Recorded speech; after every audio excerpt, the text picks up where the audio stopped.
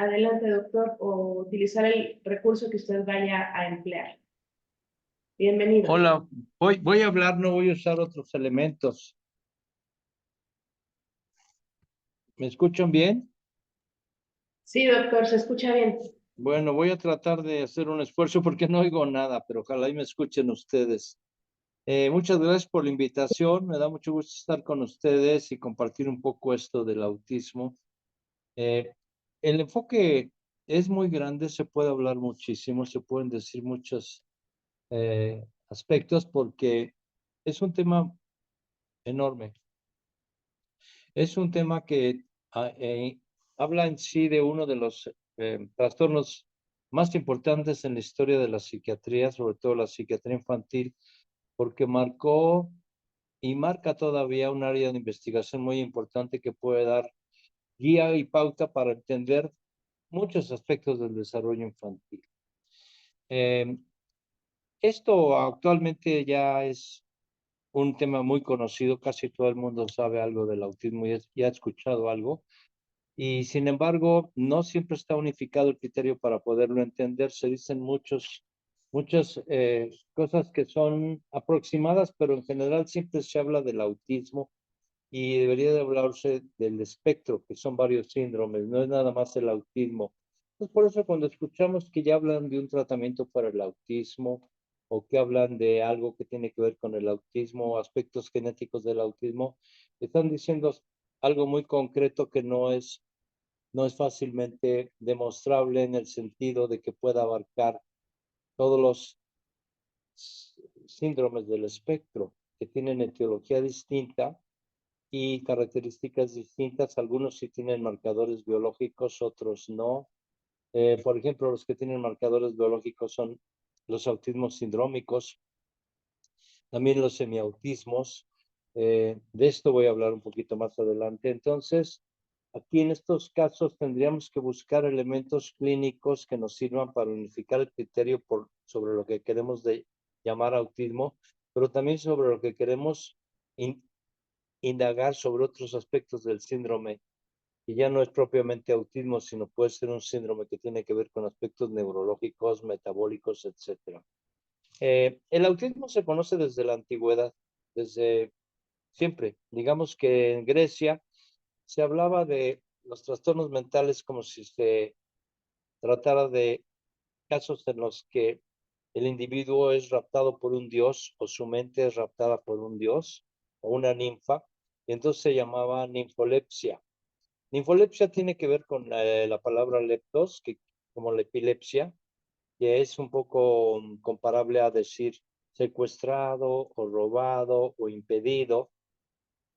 Y la ninfolepsia era una ausencia de respuestas psicológicas, como si se le hubiera ido la mente a alguien, porque lo habían causado las ninfas.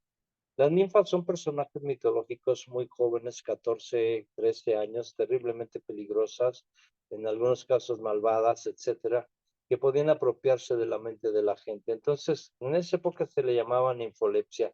Pero hay muchísimos reportes en la mitología, también en la mitología del ciclo artúrico, en la Edad Media también se hablaba de esto, de casos de autismo. Ya más recientemente con el avance de los conocimientos en la psiquiatría, me voy a saltar siglos. La psiquiatría en general, a finales del siglo XIX, tuvo investigadores muy importantes o psiquiatras muy importantes como Augustin Morel, como Kraepelin y como Bleuler, sobre todo, que hicieron gala de conocimientos clínicos muy importantes y pudieron dar pauta para una nueva nomenclatura en psiquiatría, como sería la demencia precoz, la demencia precocísima. Esto de Kraepelin, de Bleuler sería la esquizofrenia y el término del autismo. Este concepto del autismo en esquizofrenia fue muy importante porque toda la gente que era profesional en este tema, y estoy hablando de los que se interesaron en el autismo, les cayó muy bien esta palabra porque ejemplificaba, como Bleuler la usaba, era sinónimo de esquizofrenia, y de una psicosis en la que en el último caso el individuo ya no tenía contacto con la realidad y estaba totalmente ensimismado o aislado, y el autismo quería decir ensimismado, ¿no? El pensamiento autista de autos en sí mismo. Entonces esto les sirvió a los investigadores de principio de siglo para que empezaran a detectar casos, y así nace lo que sería el precursor o los precursores de la psiquiatría infantil. Nace como una área subsidiada por la psiquiatría de adultos.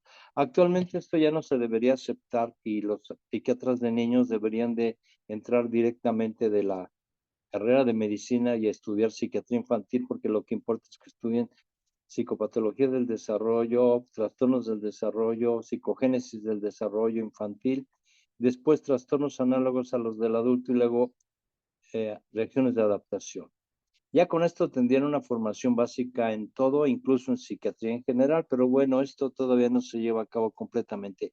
Pero digamos que los rudimentos o los precursores de esto ya eran psiquiatras de adulto que empezaban a interesarse en trastornos del desarrollo. Antes de esto, les interesaba mucho los trastornos sensoriales, trabajar con ciegos y con sordos. Entonces, todos los trabajos que hay hace 100 o 200 años, o 300 o 400 años, estaban dirigidos a los sordos, porque no tenían comunicación con ellos. Y luego a los ciegos. Esto es interesante porque una de las primeras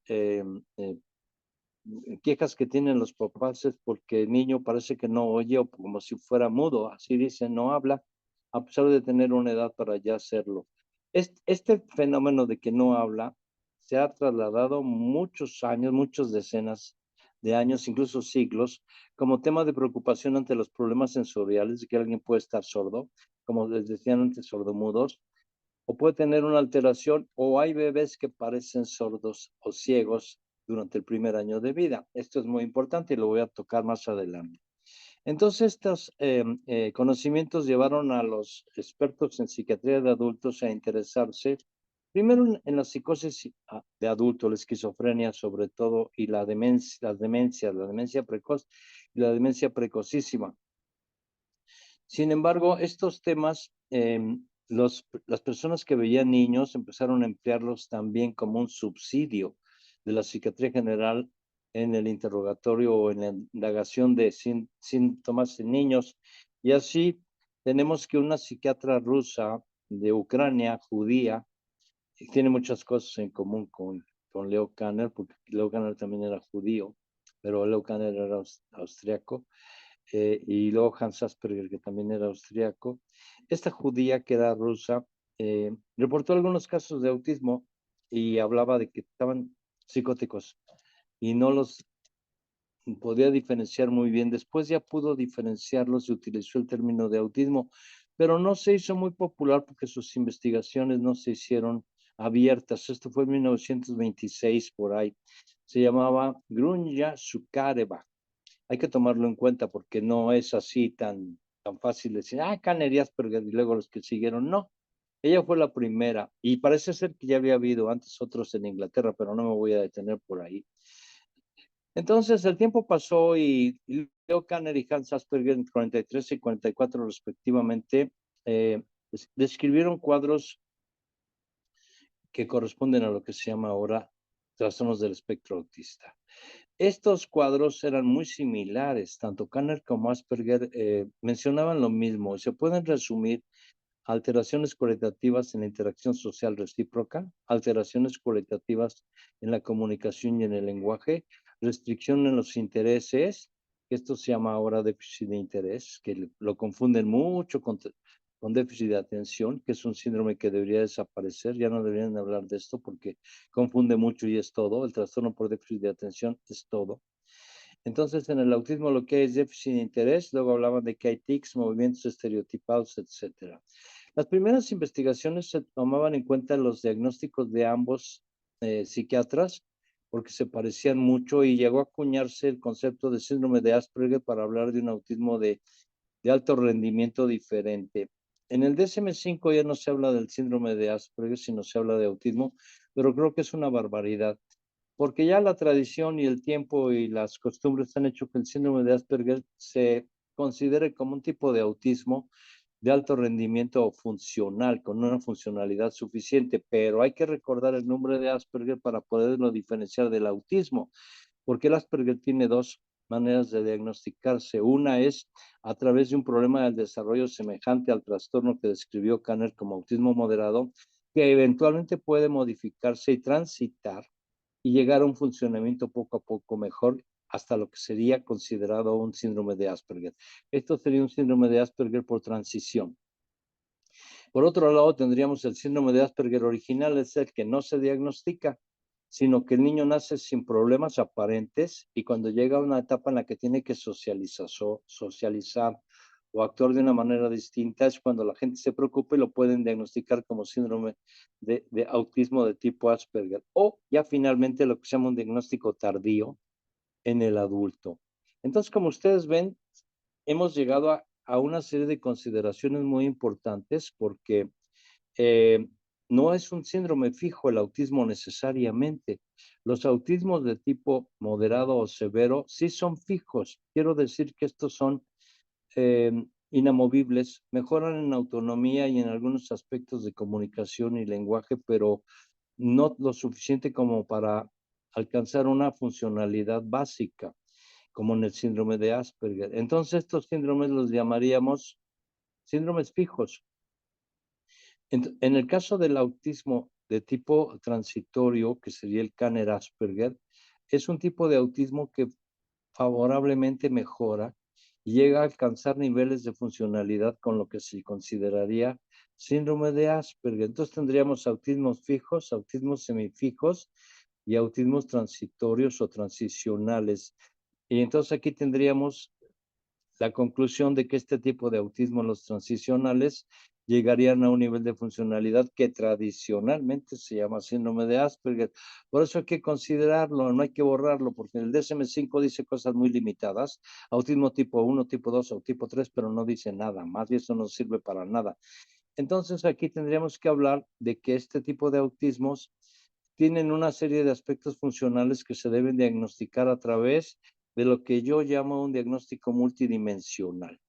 Esto excluye el diagnóstico simple de autismo, porque hablar de autismo, pues es hablar, como decía yo hace rato, de todo y de nada específicamente. En cambio, si hacemos un diagnóstico dimensional, podemos confirmar el diagnóstico, podemos cuantificar, podemos categorizar, podemos ubicar y podemos encontrar esquemas conceptuales y comorbilidad. Entonces tenemos aquí una variedad de elementos que nos pueden dar un diagnóstico muy útil porque es muy amplio y entonces ya no nada más es autismo, sino lo confirmamos, lo cuantificamos, pero ya no por medio de escalas de autismo, sino escalas que midan estándares de similaridad compartida. Me voy a referir a eso. Una vez que tenemos los estándares de similaridad compartida, podemos saber cuáles son los niveles de adaptación que tiene el paciente y, por tanto, identificar su nivel de desarrollo cognitivo. Después tenemos que ubicarlo cognitivamente, su nivel intelectual, para ver qué podemos alcanzar con esto, qué podemos saber de él. Y después tenemos que hacer una serie de pruebas que tienen que ver con el lenguaje, con la psicomotricidad, con la adaptación, etcétera. Luego buscar comorbilidad, porque a veces pueden tener los autismos funcionales o los moderados aún, pueden tener aunado un síndrome de trastorno de personalidad. Esto es común. Es como hablar de trastorno límite de personalidad y esto da muchas posibilidades. No sé si se han dado cuenta de que ahora es más frecuente hablar de que los autistas las personas con autismo de tipo funcional o Asperger pueden ser homosexuales o bisexuales o tener una sexualidad fluida, como se llama ahora, o transexuales y tener autismo. Esto ya es un hecho, es algo muy frecuente y entonces hablaríamos de que el autismo está asociado a la esquizofrenia, al autismo en sí y a la homosexualidad. Esto está estudiándose. No quiero decir por esto que los homosexuales en general sean autistas, ni que tengan algún trastorno necesariamente, pero algún tipo de autismo sí se comparte con la homosexualidad. Esto tiene que ver con las personas transexuales y con los autismos de tipo funcional. Ya hablaré de esto un poco más adelante. Entonces, si ustedes se dan cuenta, todo esto habla de un panorama muy amplio, propiamente otro espectro más, no nada más el espectro de autismo severo, moderado, leve, de alto rendimiento, Asperger, sino del autismo fijo, semifijo y del autismo en transición. Es muy conveniente hablar de esto porque esto nos permite elementos de acción diagnóstica que puede permitir intervenciones en diversas áreas de la función cognitiva o de las funciones cognitivas y nos dan la posibilidad de un mejor tratamiento y de un mejor pronóstico, porque si sabemos todo esto, podemos decirle a la mamá que el niño sí va a hablar, a pesar de que no hable y tenga 3 años o 4 años, porque podemos saber en qué nivel está. Ahorita me referiré a esto, pero fíjense que todavía hay psiquiatras y psiquiatras y psicólogos que dicen que es imposible hacer diagnóstico de autismo antes de los 2 o 3 años. Es imposible si no se sabe nada. Obviamente no estoy hablando mal de ellos, pero a partir de algunos años, hace algunos años, el avance de las ciencias cognitivas han puesto en manos de los investigadores lo que llamamos estándares de similaridad compartida. Y esto es ni más ni menos consecuencia de la ontogénesis del desarrollo y la epistemología evolutiva. Estas son áreas del conocimiento que no se estudian en psicología, ni en psiquiatría, ni menos en psiquiatría infantil. Cuando yo abrí la residencia en el Juan N. Navarro en 1980 y tantos, pedía yo que entraran los residentes a la psiquiatría, siendo médicos generales. Les causó una extrañeza muy grande a los psiquiatras generales, decían que era una barbaridad, pero no era así porque empezábamos dándoles el curso de ontogénesis del desarrollo y epistemología evolutiva. Esto es fundamental, nada más que son temas difíciles, no son de la psiquiatría ni de la psiquiatría, sino son parte de la lógica dentro de la filosofía analítica y de las ciencias cognitivas vinculadas con el lenguaje, con la comunicación y con todo lo que tiene que ver con semiología del pensamiento desde el punto de vista lógico-matemático, para que se den una idea. Lo que pasa es que este es un curso muy específico que se sigue dando todavía desde que, pues desde los años 80 en el Navarro, no es nuevo. Se da en cursos aislados, en diplomados que yo he dado, en cursos específicos de autismo en otras universidades, y forma parte de un libro que yo escribí que se llama Examen Mental, el examen mental en etapas preverbales de autismo. El libro se llama Del silencio al diálogo y es gratis, lo pueden revisar, lo pueden bajar por Google y está basado fundamentalmente en epistemología evolutiva y ontogénesis del desarrollo. Entonces, teniendo esto en claro, si podemos saber esto, ¿en qué consisten las etapas y los estadios de la ontogénesis del desarrollo y cuáles son las áreas que hay que estudiar? Podemos saber muy bien qué pasa con un bebé desde que nace y podemos saber si va bien, así como parece imposible para muchas personas. No es tal si se tiene la base de un cuestionario fundamental en una especie como de repertorio de temas que se tienen que averiguar sobre la ontogénesis del desarrollo. Por ejemplo, todos sabemos que cuando el bebé nace, pues tiene el reflejo de la succión. Poco después puede mirar a los ojos a la mamá cuando está alimentándose al pecho, puede extender los bracitos a una etapa de 6 meses, puede sonreír a los 4 meses, le salen los dientecitos a los 6 meses. Eso se llaman estándares de similaridad compartida. Y si lo sabemos, podemos tener un catálogo. Yo tengo el catálogo, tengo una guía que se llama guía clínica, que puede diagnosticar el autismo en bebés desde los 3 meses de edad. Ya hablaré de esto también más adelante. Con esta clínica hay que tener, se llama clínica que se traduce, son las siglas de clasificación inicial y categorización clínica del autismo. Se puede llevar de la mano al reconocimiento del autismo, cuantificarlo, ubicarlo, categorizarlo y tener un estándar de tipo categórico sobre el autismo. ¿Qué tipo de autismo estamos hablando y en qué etapa se encuentra del desarrollo, de la ontogénesis del desarrollo y de la epistemología evolutiva? Entonces, con esto se puede tener ya un gran avance en todo lo que tiene que ver con la psiquiatría infantil, porque podemos tener a la mano elementos predictivos y evolutivos del desarrollo. Obviamente esto hace que la psiquiatría infantil o la psiquiatría se convierta en una profesión que no necesariamente dependa de la psiquiatría de adultos, porque la psiquiatría de adultos lo único que hacen es, perdón, pero yo también soy psiquiatra de adultos, lo que hacen es tratar de aplicar el DSM-5 y aplicar la psicopatología en niños, cosa terrible porque de aquí en adelante yo pienso que los psiquiatras de adultos o los psiquiatras generales deberían de saber lo que es la ontogénesis del desarrollo y la epistemología evolutiva para que cuando hagan su historia clínica con un adulto empiecen desde el nacimiento y se den cuenta que muchos de los trastornos que tiene un adulto son cuadros crónicos que han ido evolucionando de manera muy tórpida y ya cuando llegan a los 20, 25 años con el psiquiatra, fíjense que son jóvenes o adolescentes, ya tienen una serie de antecedentes terribles, como el pánico, por ejemplo, que se anuncia desde los 10 años cuando el niño quiere dormirse con sus papás otra vez,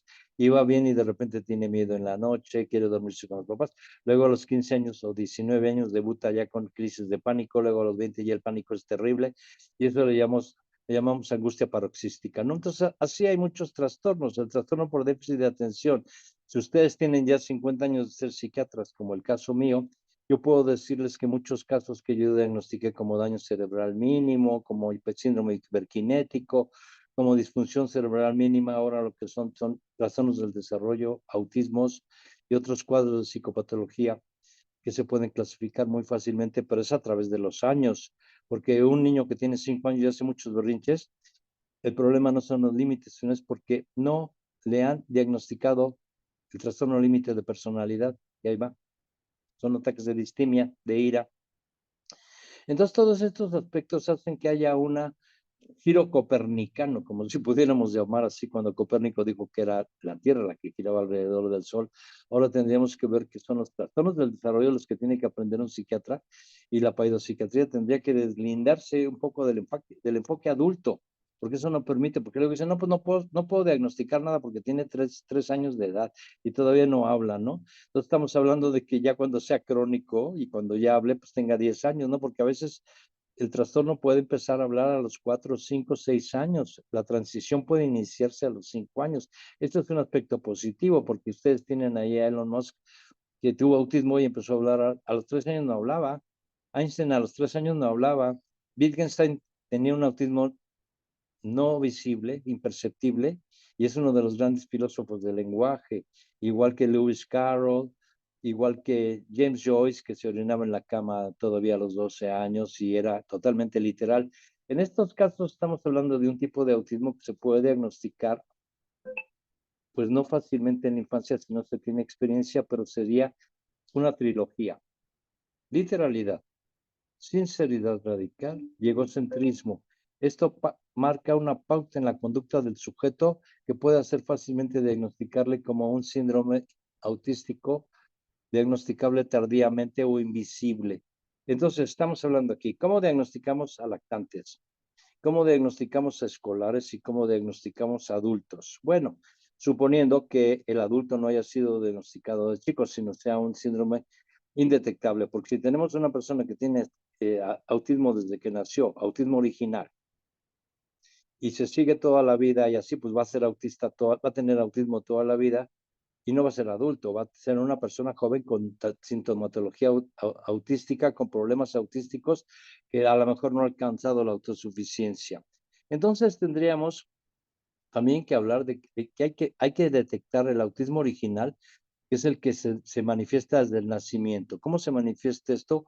Porque el bebé parece ciego, parece sordo, o parece muy retraído y no responde a sonidos, a pesar de tener ya 6 meses, no responde, no voltea, no mira. Entonces aquí parece sordo, parece ciego, es muy retraído, aquí es alarma. Antes del año, si esto pasa, ya hay que tomar en consideración que algo está pasando, sobre todo si lo consideramos con lo que son los estándares de similaridad compartida, de acuerdo a la ontogénesis del desarrollo, que podemos saber cuántas habilidades puede tener un bebé antes de cumplir un año y cuántas cosas se pueden hacer presentes si tenemos una guía a la mano y vamos confirmando sí, sí, no, no, no, etcétera, etcétera. Entonces, con esto tenemos que el autismo se puede presentar de manera original. Siempre ha tenido síntomas importantes de autismo. Puede venir también después lo que se llama autismo por una con un debut pseudo desintegrativo. Aquí quiere decir que el bebé nace bien, y en algún momento de desarrollo, comúnmente puede ser al año o al año y medio, a los 2 años a veces, se suspende el desarrollo y se produce una pseudo desintegración. Es lo que antes se llamaba síndrome de Heller, o parecido al síndrome de Santé de Santis, que decían que el niño se desintegraba y se perdía. Entonces aquí hablaríamos de que este síndrome se parece a la pseudo desintegración, pero después se recupera el desarrollo, pero con un estilo autístico. Entonces tendríamos un debut del autismo de tipo pseudo desintegrativo. Si lo logramos detectar y vemos en qué nivel se ha recuperado el desarrollo mediante una escala pertinente, podemos meterlo en transición, siempre y cuando tenga menos de 3 años y tenga algunos elementos de la comunicación. Entonces tendríamos autismo original, autismo por una pseudo desintegración, y luego tendríamos autismo invisible, que ese es el síndrome de Asperger. No se ve más que cuando tiene 7 años u 8 y se puede hacer un diagnóstico ya tardío o en la juventud o en la vida adulta o en la adolescencia. Todo esto nos permite entonces tener toda una serie de elementos para poder hacer diagnóstico del autismo en diferentes etapas, diferentes tipos de autismo en bebés, en niños con edad preescolar. En niños con edad preescolar y que hablan, se puede hablar ya de síndrome de Asperger de detección tardía. Y ahí lo que tendríamos que hacer es un análisis lingüístico conceptual, qué tipo de lenguaje utiliza, qué palabras usa, y podríamos saber si tiene conceptos y esquemas conceptuales en su lenguaje. Y esto es una buena noticia para el futuro. De otra manera, tendríamos el caso de un niño que tiene 3 años y no habla. Entonces la mamá dice, no habla. Y uno le pregunta, ¿y el niño piensa a pesar de que no habla? Entonces la mamá puede decir, sí, sí piensa. Y entonces uno le dice, ¿cómo sabes que piensa? Dice, porque tiene intenciones. Entonces uno dice, tiene su intencionalidad en su conducta. Usted sabe qué quiere. Sí. ¿Y cómo sabe? Dice, porque me lleva con la mano. Bueno, eso es una etapa muy elemental. Es buena, pero no tanto. O puede decir, la primera etapa se llama solicitud imperativa de agente auxiliar. Lo lleva de la mano. Y es un agente, un auxilio del niño. La otra es que el niño señale o lleva la comida y le diga al niño, entonces señala. Eso se llama solicitud imperativa de atención focalizada y dirigida. Eso ya es bueno, porque el niño lo que solicita es que piense la mamá lo que él quiere y le dé respuesta. Y después empieza con palabras cápsula, que es utilizar una palabra para pedir algo, que es comer. Por ejemplo, pues hipopita, y eso es comer, ¿no? O pues hipotota, jugar a la pelota. Palabra cápsula, sustantivo, el uso de la S intencional en una proposición. Uno dice, bueno, ¿y qué es esto? Yo le he preguntado a algunas gentes que hacen valoraciones de autismo y no sé cuántas cosas y le digo, ¿qué consideras cuando el niño tiene un uso propositivo de la S en sus comentarios? ¿Cómo? Sí, el uso intencional de la S en una proposición que refiere. Esto es difícil de contestar, pero se refiere a que el niño tiene conceptualización y eso es muy bueno. Puede decir gato y gatos. Entonces ya sabe lo que es el concepto de un gato, que es un animal felino, que tiene ciertas características físicas que lo hacen identificable, que puede haber conjuntos de gatos y que hay gatos de Angora, amarillos, verdes, lo que sea, o vaquero y vaqueros, pelota, pelotas.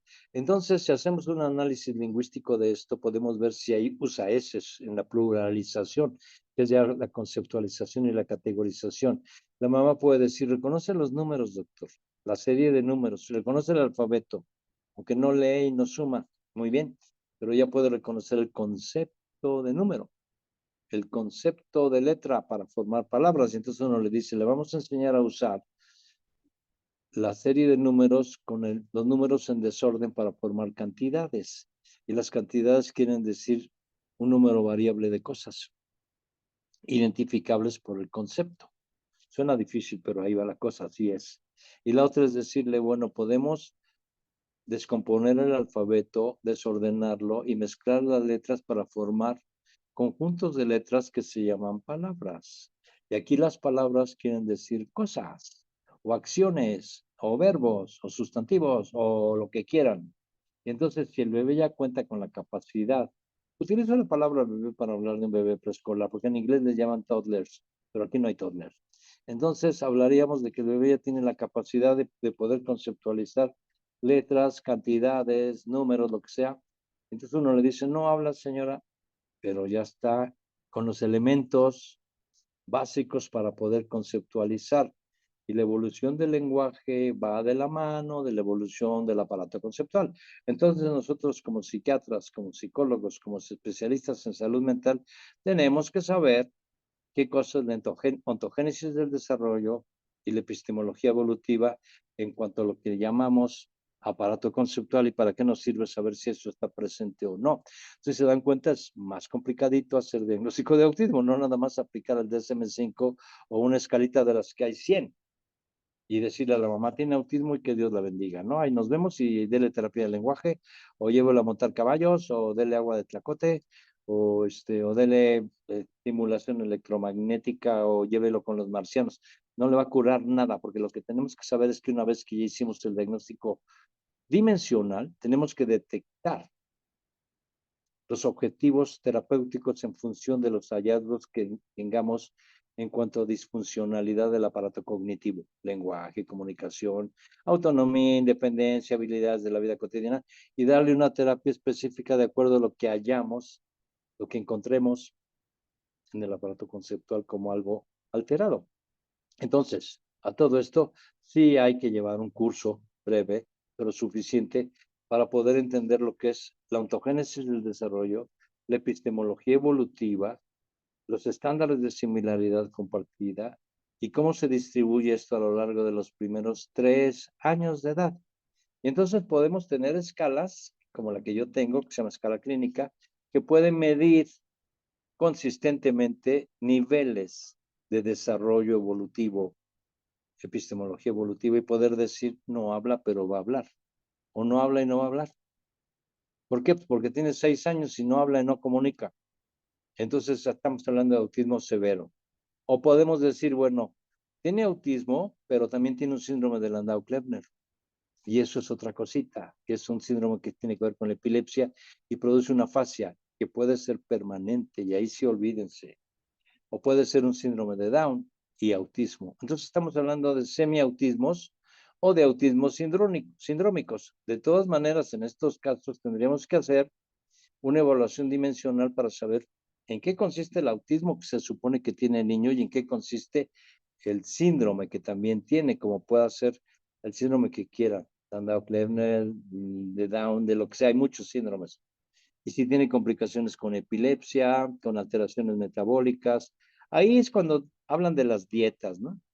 Cuando hay dietas, bueno, pues sí, porque tiene una alteración metabólica y algún síndrome, pero no se va a corregir el autismo si le damos dietas.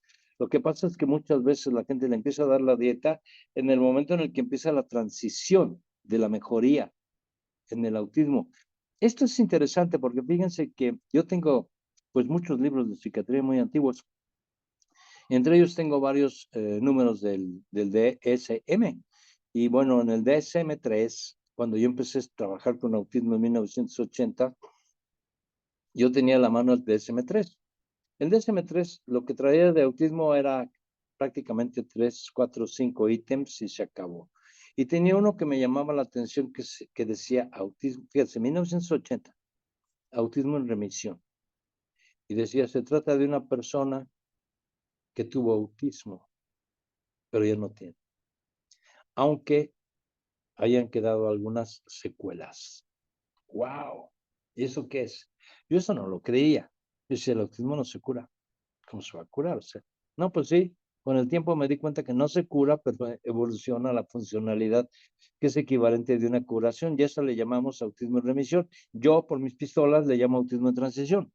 Entonces, lo que hago ahora es identificar en qué momento está remitiendo el autismo. No me voy a esperar a que remita ya cuando el niño sea adulto y decir, bueno, tuvo autismo, ¿no? Lo que yo hago ahora con el grupo de personas que trabajan conmigo es identificar en qué momento está transitando y mudando el síndrome hacia la funcionalidad y el autismo está remitiendo. Entonces, eso le llamamos autismo en transición y se puede identificar desde los 3 años.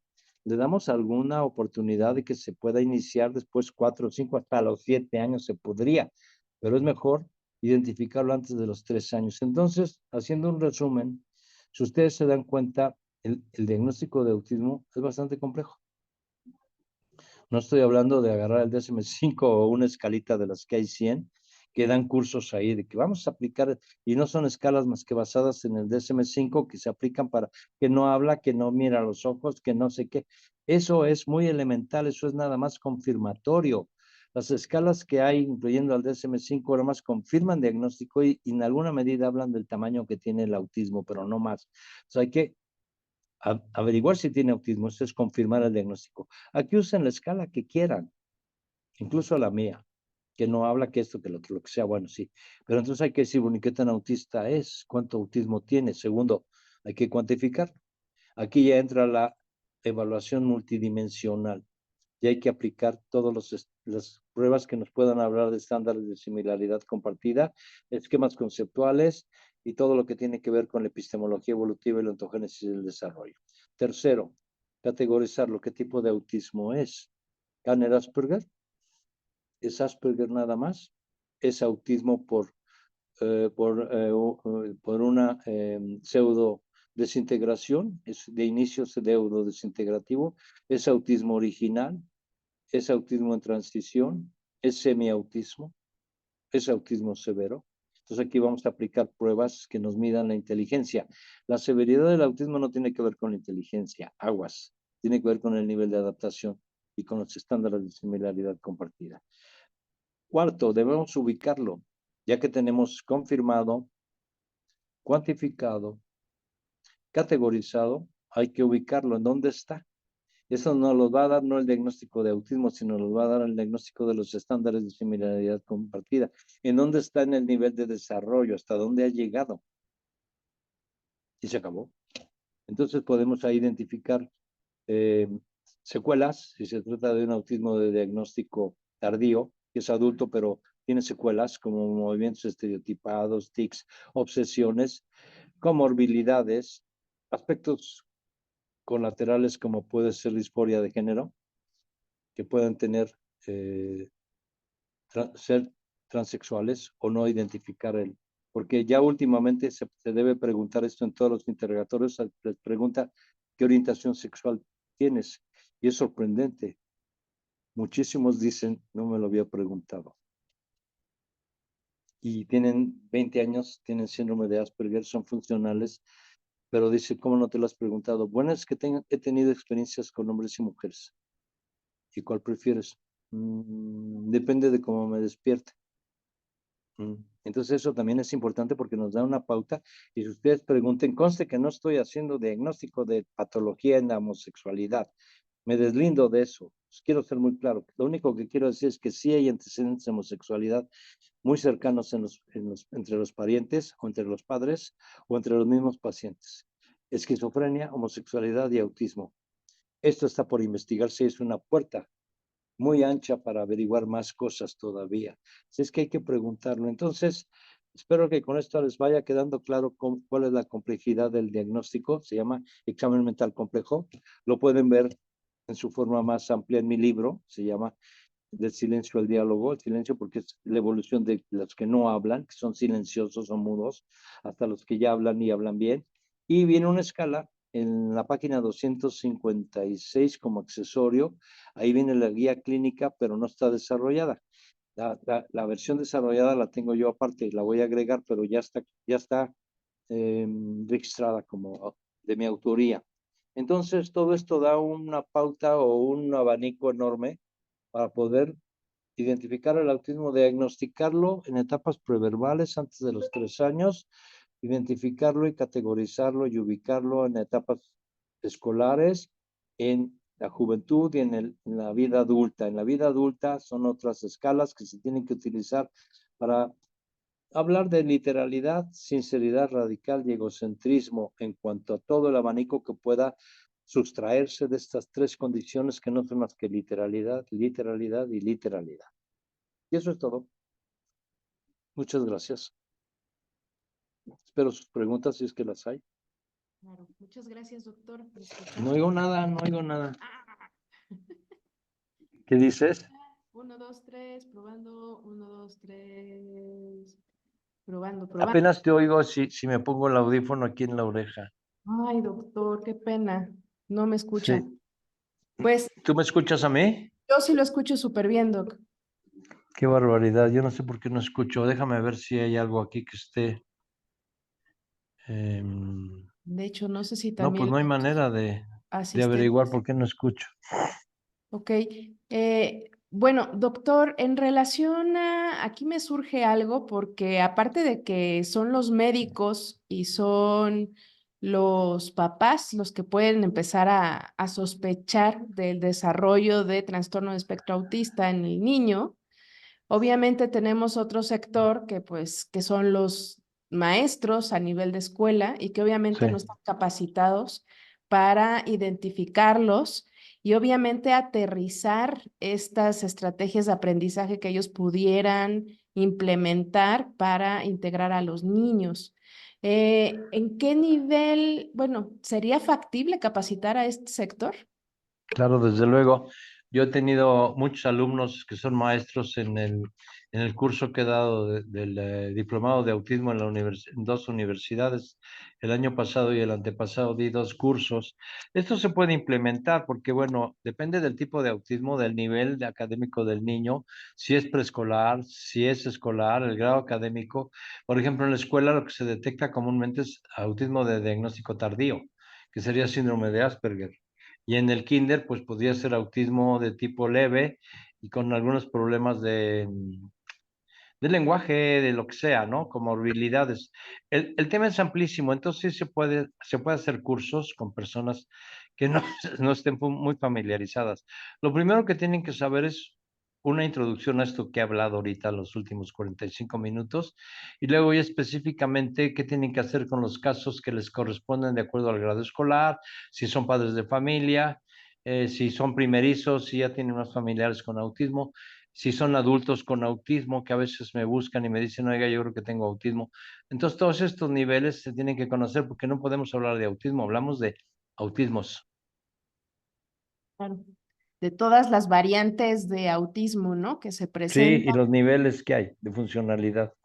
Y algo muy interesante que usted menciona y que no debemos de olvidar es que ahora sí que el coeficiente intelectual no está afectado en estos pacientes, ¿verdad, doctor? Depende, en los autismos severos sí, hay dificultad cognitiva en todos los severos y moderados. Sí está afectado, pero eso no impide que podamos hablar de funcionalidad. Pueden ser autistas moderados con un coeficiente intelectual de 60, muy bajo, lo que sea, pero pueden ser entrenables, se les puede adiestrar y pueden funcionar. O sea, es que existe la duda y la mala costumbre de decir que el autismo severo es porque tiene un retraso mental, como se llamaba antes. Claro. No, el indicador no es el coeficiente intelectual, así sea limítrofe, moderado, lo que sea, eso no cuenta. Lo que cuenta es las habilidades y los estándares de similaridad compartida. Los estándares de similaridad compartida aluden a las conductas estándares que comparten todos los seres humanos desde que nacen y los esquemas conceptuales. El tema es muy amplio, porque los esquemas conceptuales tienen que ver con las bases de los sistemas de creencias. ¿En qué cree la gente aún teniendo autismo? ¿Cuáles son sus creencias y si son verificables? Esto viene en mi libro muy bien explicado. Ok, muchas gracias, doctor. ¿Alguien de los asistentes que guste hacerle una pregunta al doctor para que aprovechemos? Él tiene una larga trayectoria en el área de paidopsiquiatría y sobre todo en el manejo de este tipo de pacientes. ¿Alguien que guste activar su micrófono? Buenas tardes, yo sí, Mario Navarrete. Muy bien, Sí, Mario. Doctor, buenas tardes. Una pregunta. A razón de la alimentación, cuando se da la concepción y el desarrollo bueno, del futuro bebé, del feto, si la persona come ciertos productos, ciertos alimentos como jamones, embutidos, ¿es más probable que el niño desarrolle el autismo? no, hasta la fecha no hay nada concluyente en ese sentido. El comer cosas que no son saludables sí tiene que ver con el desarrollo físico y neurológico, pero no necesariamente con el autismo. Sí puede haber intoxicaciones, intoxicación por plomo. En un tiempo se hablaba mucho de que había que darles leche materna a los bebés, leche de pecho, en los años Ok. 80. Pero después se descubrió que las clases bajas están intoxicadas con plomo. Entonces la mamá lo que le daban a los bebés de pecho no era leche, sino era plomo. Entonces se recomendaba que se hicieran mediciones de niveles de plomo en las mamás, porque a veces era más conveniente darles leche de boté o leche de polvo que eso, pero esto tiene que ver con otro tipo de intoxicaciones.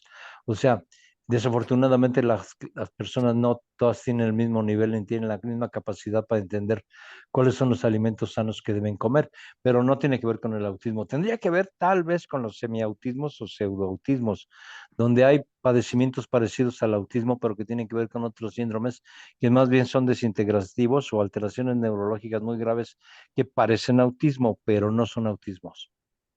Ok, doctor, gracias. Gracias. Buenas tardes. Buenas Sí. tardes. Yo soy Montserrat García de Querétaro y bueno, quisiera saber si en un momento dado puede generar el autismo el que la madre durante la gestación use algún tipo de droga o use alcohol. Bueno, beba, pues Uy, ese tema es muy peligroso, es un tema muy importante, pero bueno, yo he visto pacientes con autismo y limitación cognitiva en madres alcohólicas y adictas a drogas. Eso sí lo he visto, pero son semiautismos, o sea, sí hay sintomatología autista, pero también hay mucho compromiso neurológico y hay síndromes que tienen que ver con el alcoholodependiente, bebés alcoholodependientes o por la cocaína que tienen síndromes de supresión. O sea, aquí hablaríamos de pseudoautismos o semiautismos. Sí hay sintomatología autística, pero también puede haber sintomatología orgánica o neurológica por las concomitantes que puede tener el alcoholismo o las adicciones de la madre. Sí he visto casos y son bebés prematuros, muy pequeñitos, con microcefalia, con problemas de alimentación de baja talla y sintomatología autística atípica. Estos serían los semiautismos. Aquí sí hablamos de autismo, pero no es autismo, como se decía antiguamente, autismo puro o autismo original, sino es un semiautismo donde hay ciertos datos de autismo que pueden compararse con los autismo clásico, pero también hay problemas neurológicos que son incluso más graves que la sintomatología autística. Ok, muchas gracias, doctor. Gracias. Dulce López. Sí. No, ¿alguien más que tenga alguna pregunta o comentario? Ana García Salinas, bienvenida. Buenas tardes a todos. Sí. Doctor, No se escucha bien, Ana. ¿no se escucha? A ver, No, No, muy no se escucha. bajitito, muy bajitito.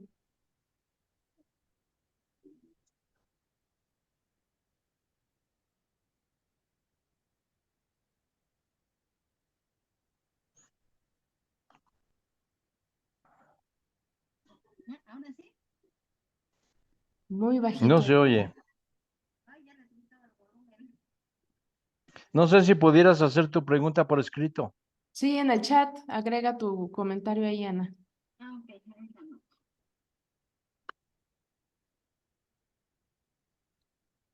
Entonces pasemos a bien, me notaba. Ahora sí que estos son los riesgos de tener el evento en vivo Ay, con las tecnologías, ¿Cómo? Perdón, ¿no la puedes repetir? Que no alcancé a escuchar bien. que este es el riesgo de tener eventos en vivo y con estas tecnologías, doctor. Ah, sí, claro. Desde luego, pues sí, esto es una de las desventajas que hay.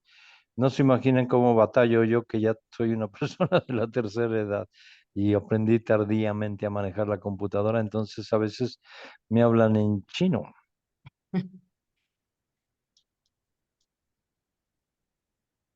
A veces, es que a mí me tocó incluso cuando hacía el servicio social, hablar de larga distancia por cobrar con un operador. Ah, Entonces no había teléfonos en las ciudades ni nada, era así de buscar una caseta.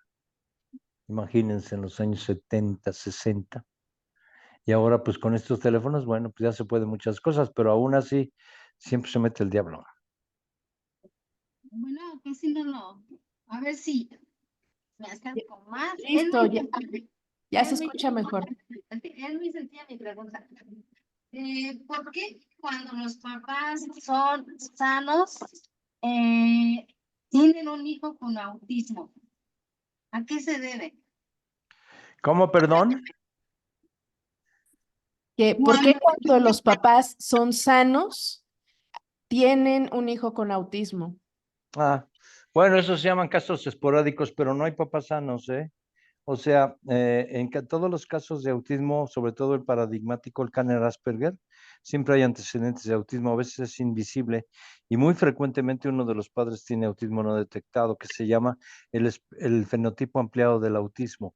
De esto se habla ya desde hace muchos años. El fenotipo ampliado del autismo habla de autistas o personas con autismo que no son detectables, pero que tienen sintomatología autística presente, pero los hacen funcionar. De estos hay muchísimos, entonces no son sanos. Siempre tienen algún antecedente de esquizofrenia, enfermedad bipolar o síndrome de Asperger no detectable. Yo no he encontrado casos así muy particulares de que alguien sea puro y en la familia no hay nada. De hecho, creo que no hay una sola familia, incluyendo la mía, donde no haya personas con autismo dentro de los familiares.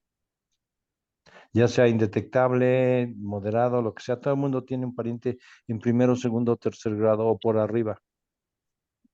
Porque el paradigmático es de origen genético, de transmisión genética.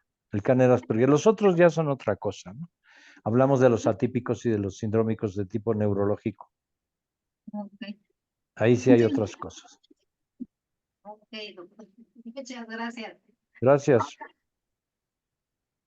Bueno, doctor, con nosotros, un honor que ¿Cómo?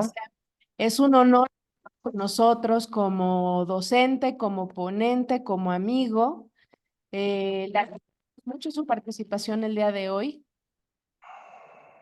y Espero que les espera, haya sido de utilidad. sí, bastante, y sobre todo, pues para que tengamos por lo menos los datos, pues básicos para poder decir aquí hay algo, ¿no? El trastorno Sí. de desarrollo y aquí se requiere que lo vea un especialista, que creo que eso es muy importante. Sí. Muchísimas Si les gracias, interesa, doctor. ahí pueden bajar mi libro de Google, ¿eh? Ah, perfecto.